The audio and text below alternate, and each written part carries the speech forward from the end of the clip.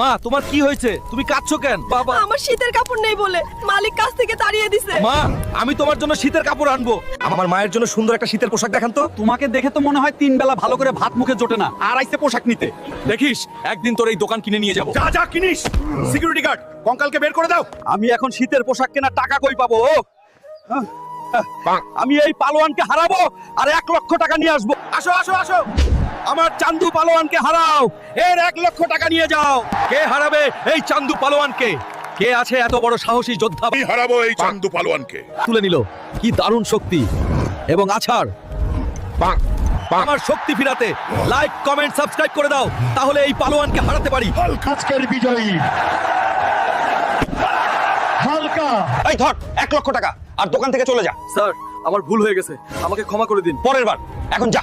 এই নে মা, তোমার শীতের কাপড়। তুই আমার সোনার বাবা, আমার